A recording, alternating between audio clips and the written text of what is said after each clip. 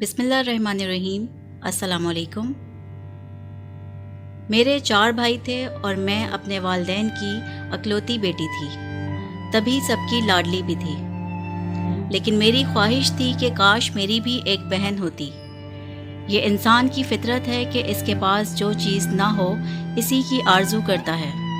چنانچہ میں نے بھی سہیلیوں میں دل لگا لیا۔ اسکول و کالج میں میری بے شمار سہیلیاں ہوا کرتی تھیں۔ ان دنوں میں BA فائنل میں پڑھ رہی تھی جب میرے لیے سلمان کا رشتہ آیا۔ مجھے شادی کا شوق نہ تھا، بس پڑھائی کی طرف دھیان رہتا تھا۔ میں MA کرنا چاہتی تھی، لیکن سلمان نے بہت اصرار کر کے میرے والدین کو اس امر پر راضی کر لیا کہ BA کے امتحان ہونے کے بعد میری شادی اس سے کر دی جائے۔ میں آپ کو یہ بتا دوں کہ سلمان سے ہماری دور کی رشتہ داری تھی۔ وہ کبھی کبھی میرے بھائیوں سے ملنے ہمارے گھر آیا کرتے تھے اور مجھے وہ بہت پسند کرتے تھے، لیکن مجھے یہ معلوم نہ تھا کیونکہ میں نے کبھی ان کی جانب غور نہیں کیا تھا۔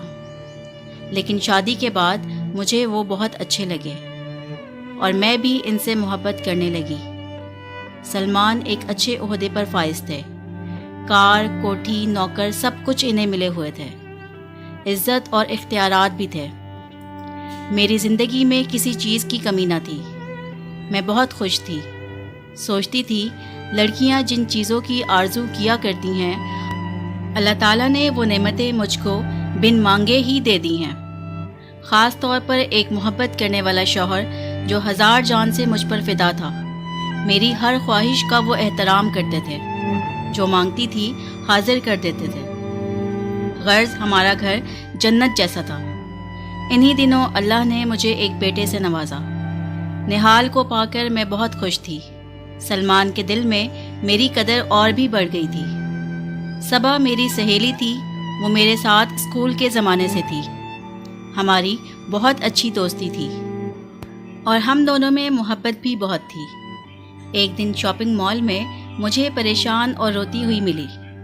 اسے اس حال میں دیکھ کر میں بھی پریشان ہو گئی اور اسے گھر لے آئی۔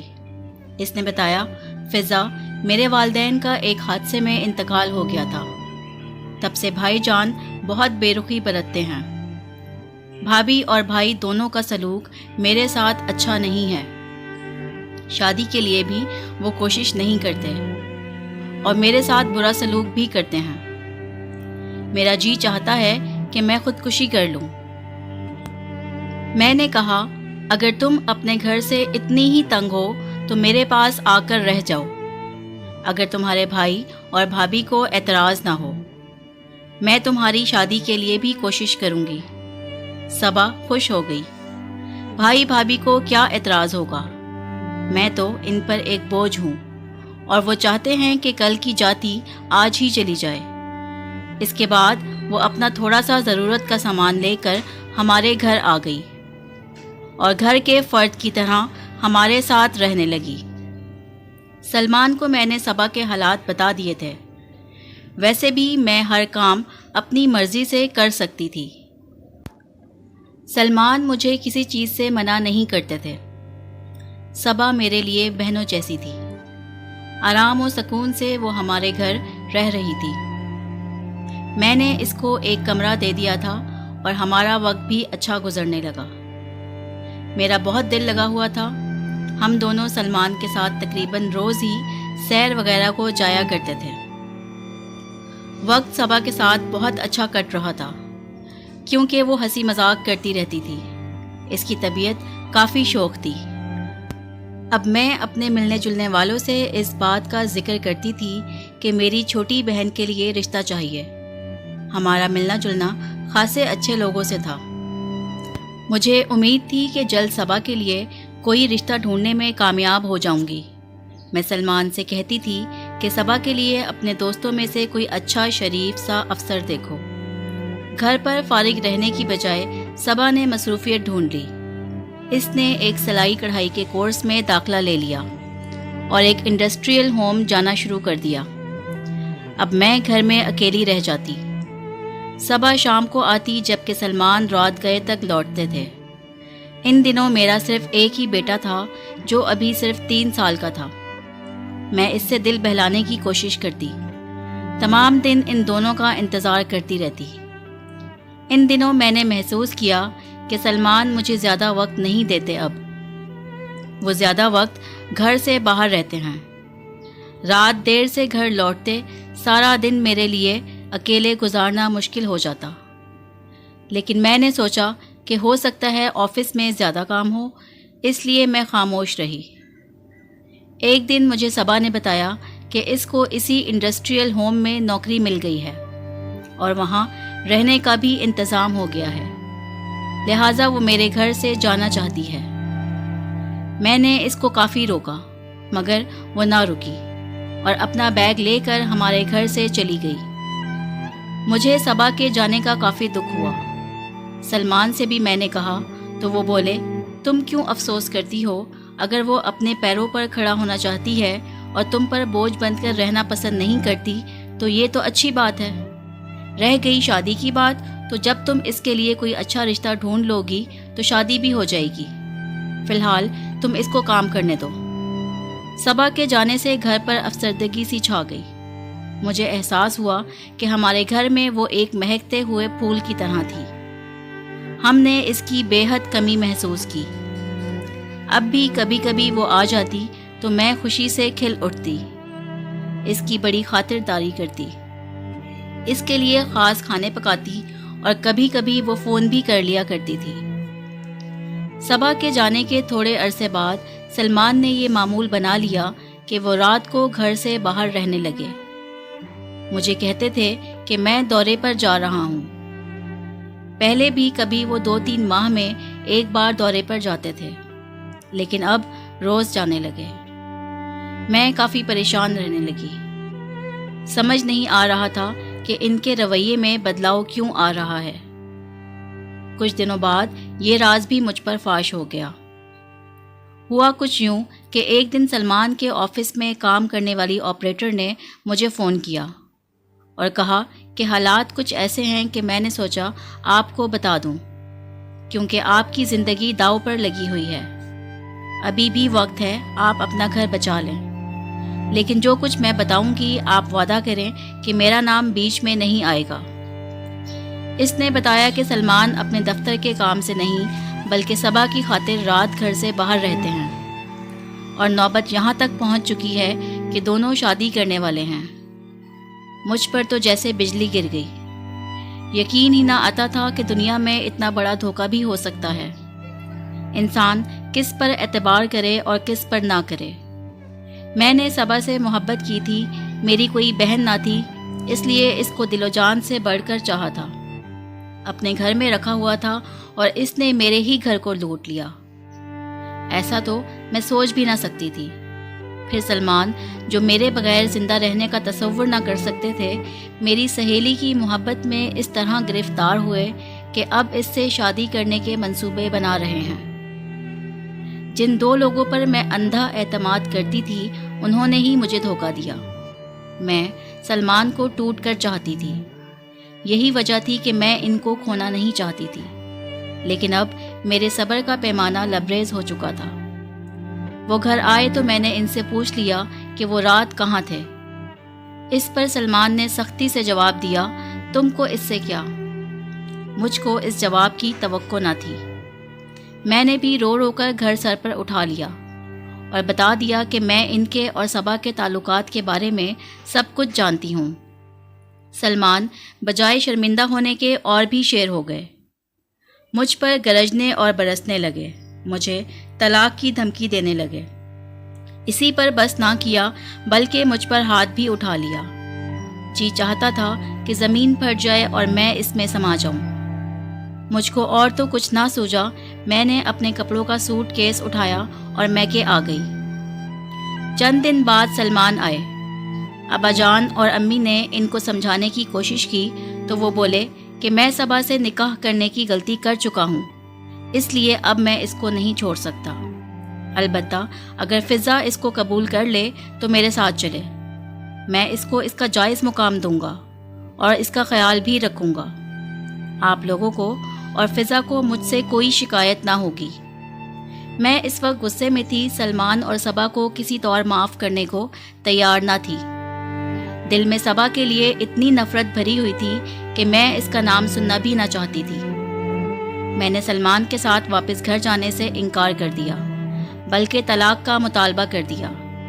سلمان واپس چلے گئے، اس کے بعد وہ پھر کبھی ہمارے گھر نہ آئے۔ 2 سال میں نے روتے دھوتے گزار دیے۔ اس کے بعد ایک اسکول میں ملازمت کر لی کہ دل کسی صورت تو بہل جائے۔ نہال ان دنوں 5 سال کا ہو چکا تھا کہ اچانک ایک دن مجھے گھر بیٹھے سلمان کی طرف سے طلاق مل گئی۔ اس کے ساتھ ہی اس نے بیٹے کی واپسی کے لیے عدالت میں کیس دائر کر دیا۔ 2 سال تک کیس چلتا رہا۔ میرے بھائیوں نے اس کیس میں کوئی خاص دلچسپی نہ لی، جس کی وجہ سے سلمان بچے کی سرپرستی کا کیس جیت گیا۔ نہال 7 برس کا ہو گیا تو وہ بذریعہ عدالت میرے بچے کو بھی مجھ سے چھین کر لے گیا۔ کیا بتاؤں وہ دن کیا قیامت کا تھا جب اس نے مجھ سے میرا بیٹا بھی چھین لیا تھا۔ اب تو میں بن پھول کی ڈالی بن گئی تھی۔ زندگی کا کوئی مقصد نہ تھا، تڑپتی تھی اور کوئی تسلی دینے والا نہ ہوتا تھا۔ جو ہی سلمان نے میرے بیٹے نہال کو مجھ سے حاصل کیا، اس نے اپنی تبدیلی دوسرے شہر کرا لی۔ اب ملنا بھی دشوار ہو گیا۔ میں نہال سے ملنے دوسرے شہر نہ جا سکتی تھی، اور اگر جاتی بھی تو صبا کو پتہ چل جاتا۔ وہ بچے کو مجھ سے نہ ملنے دیتی۔ تھک کر میں نے اپنے بیٹے کے پیچھے جانا چھوڑ دیا۔ بالآخر اپنے بیٹے کی خاطر میں نے صبا کو خط لکھا کہ میں نہال کی جدائی برداشت نہیں کر سکتی۔ تم بھی ایک عورت ہو اور ایک بیٹی کی ماں بن چکی ہو، عورت کے جذبات سمجھتی ہو۔ اللہ کے واسطے تم میرا بیٹا واپس کر دو۔ میں نے تمہارے ساتھ نیکی کی تھی، اپنے گھر میں پناہ دی تھی، لیکن تم نے میرا گھر اور میرا شوہر چھینا، سو وہ تم کو مبارک ہو، مگر میرا بیٹا مت چھینو۔ میں نے کافی منت سماجت کے خط لکھے، مگر اس نے جواب نہ دیا۔ کئی بار فون کیے، لیکن صبا میری آواز سن کر فون بند کر دیتی تھی۔ اس بے رحم عورت نے ایک بار بھی میرے بیٹے کی آواز مجھ کو نہ سنائی۔ رو رو کر صبر کر لیا، زندگی کے تپتے صحرا کو اکیلے پار کرنے لگی۔ والد صاحب فوت ہو گئے، پھر والدہ کا سہارا بھی جاتا رہا۔ بہن بھائی اپنے گھروں میں خوش اور آباد تھے۔ میں سروس کر کے تنہا وقت گزار رہی تھی۔ اچانک ایک روز اخبار میں خبر دیکھی کہ سلمان اور اس کی بیوی کا کار حادثے میں انتقال ہو گیا۔ دونوں اکٹھے کہیں جا رہے تھے۔ دونوں بچے گھر میں تھے، سو وہ اللہ کی مہربانی سے محفوظ تھے، لیکن اب ان کی دیکھ بھال کرنے والا کوئی نہ تھا۔ منت سماجت کر کے بھائی کو سلمان کے گھر بھیجا۔ بات درست نکلی، میں فوراً گئی۔ نہال 17 برس کا ہو چکا تھا اور فرسٹ ایئر میں پڑھ رہا تھا، جبکہ صبا کی بیٹی ابھی 8 برس کی تھی۔ اپنی سوتن کی بیٹی کو دیکھ کر نفرت کی ایک لہر سی میرے بدن میں دوڑ گئی۔ یہ اسی عورت کی بچی تھی جس نے نہ صرف میرا شوہر بلکہ بیٹا بھی چھین لیا تھا۔ آج اس لڑکی کو دیکھنے والا کوئی نہ تھا۔ میں اپنے بیٹے کو لینے آئی تھی، وہ میرے ساتھ آنے کو تیار تھا، لیکن ہچکچا رہا تھا۔ آخرکار اس نے کہا، امی جان، یہ کیسے ہو سکتا ہے کہ میں آپ کے ساتھ چلوں اور اپنی چھوٹی سی معصوم بہن کو چھوڑ دوں؟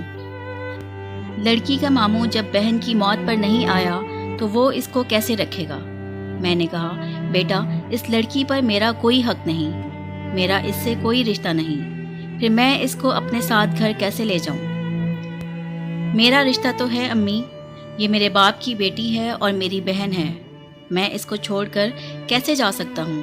نہال نے یہ بات اتنی قطعیت سے کہی کہ میں بے بس ہو گئی۔ میرا کھویا ہوا بیٹا مجھے واپس مل گیا، لیکن اس کے ساتھ ہی ایک ناگن کی بیٹی کو بھی مجھے اپنے گھر پناہ دینی تھی۔ اپنے پیارے بیٹے نہال کی خاطر اس کے جذبات کا احترام مجھ پر لازم تھا کہ میں اس کی ماں تھی۔ آخرکار یہی فیصلہ ہوا کہ صبا کی بیٹی بھی ساتھ چلے گی۔ میں دونوں بچوں کو لے کر گھر آ گئی۔ شروع میں اس لڑکی کو میرا دل قبول نہیں کرتا تھا۔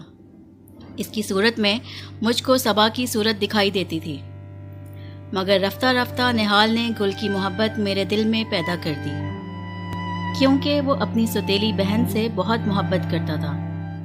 آج میں گل سے بھی اسی طرح محبت کرتی ہوں جیسی نہال سے، کیونکہ میں اس نتیجے پر پہنچی ہوں کہ اللہ انصاف کرتا ہے، وہ بندوں کو ان کے کیے کی سزا خود دے دیتا ہے۔ اس نے مجھے یہ دن دکھایا ہے کہ میرے بیٹے کے ساتھ ساتھ سبا کی بیٹی کو بھی میرے سپرد کر دیا ہے۔ اس عورت کی بیٹی کو میرے حوالے کیا ہے جو مجھ کو اپنی بیٹی تو کیا خود میرے بیٹے سے بھی نہ ملنے دیتی تھی۔